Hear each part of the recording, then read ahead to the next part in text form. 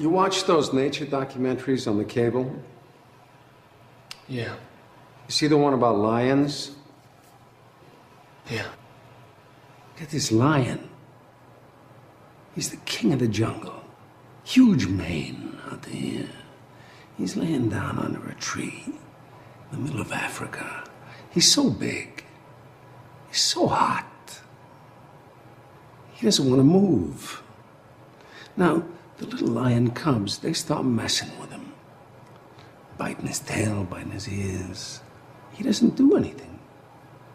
The lioness, she starts messing with him, coming over, making trouble. Still, nothing. Now, the other animals, they notice this, and they start to move in.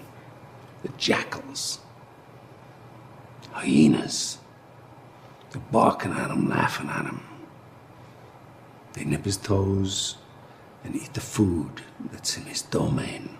They do this, and they get closer and closer and bolder, till one day, that lion gets up and tears the shit out of everybody, runs like the wind, eats everything in his path.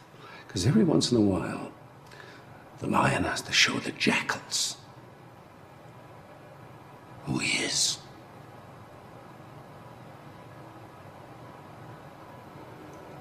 It's too late to be scared. It's time to kill. I'm going to the other room. You come out when you're ready.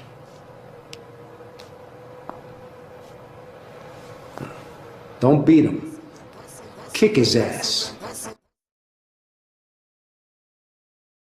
Albert Einstein once said, "Everybody's a genius, but if you judge a fish by its ability to climb a tree, it will live its whole life believing that it is stupid."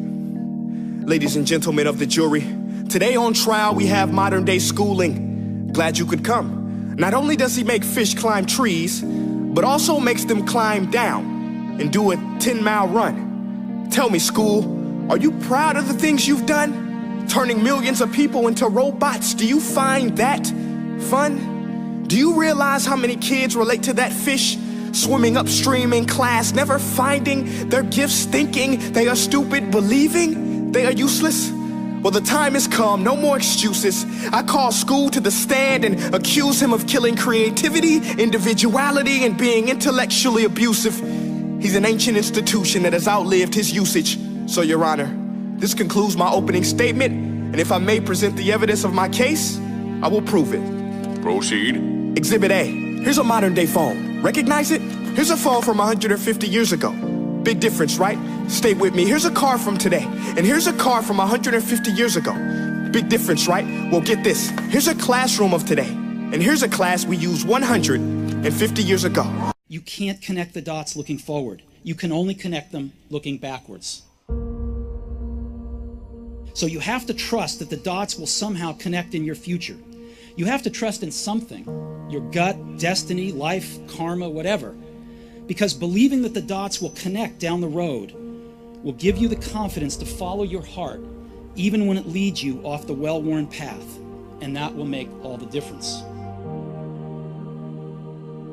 Your time is limited, so don't waste it living someone else's life. Don't be trapped by dogma, which is living with the results of other people's thinking. Don't let the noise of others' opinions drown out your own inner voice. You've got to find what you love, and that is as true for work as it is for your lovers. Your work is going to fill a large part of your life, and the only way to be truly satisfied is to do what you believe is great work.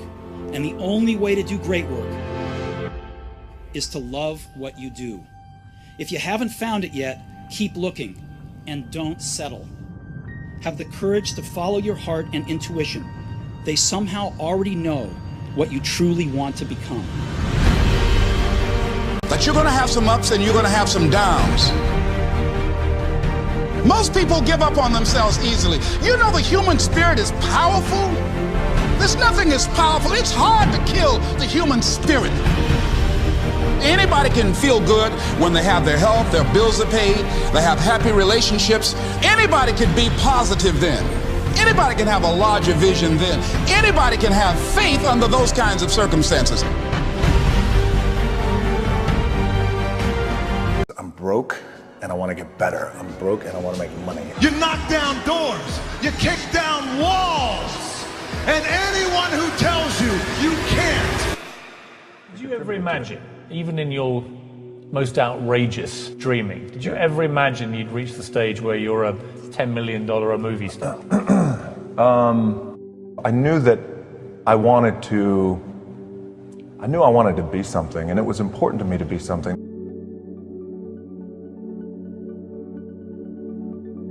For me,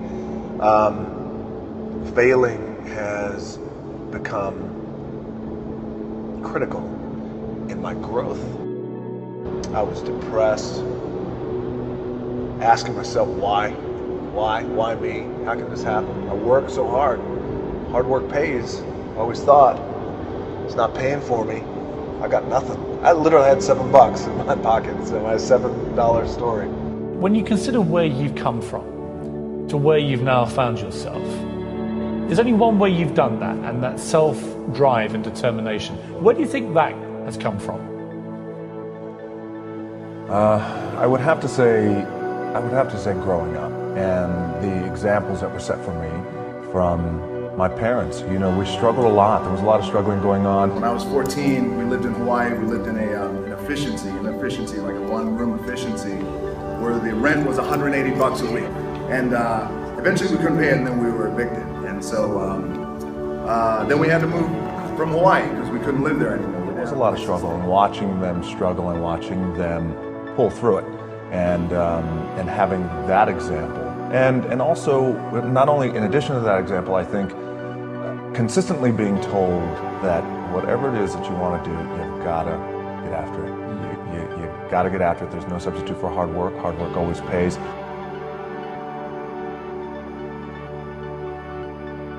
I work out twice before everyone wakes up. So it started off 4 o'clock in the morning where I'd start with my cardio, then I'd have breakfast, and then I would go to the gym, and then I'd go to work. You're more a Rocky Balboa. Your story's more like his, where you came from nothing. You didn't have anything. You didn't have a dollar to rub between your fingers. You had nothing. Sure. And yet, like Rocky, you just had the kind of the street smarts and the determination. I knew that I wanted to be something, and it was important to me to be something. It was important to me that I didn't fail. But by the way, and if I did fail, at least what was also important was the lesson. And I didn't realize that until I got older, because when you're in it, you're in the grind, you don't really recognize those things when you're younger, but I could recognize them now and the importance of them now. And just in terms of the drive and the determination, a lot of it was experience too. Get your ass kicked, get back up, and you put the gloves back on and you swing away. Whatever it is that you want to do, you've got to get after it. When I was younger and starving and struggling, and literally we were getting evicted out of our apartment, the music that moved me at that time wasn't sentimental music, but it was more aggressive, and it was more aggressive hip-hop. It was, I'm broke and I want to get better. I'm broke and I want to make money. You knock down doors, you kick down walls, and anyone who tells you you can't, you take your fears, your insecurities, your worries, you roll them all up into a ball, you turn those son bitches sideways and stick them straight up, then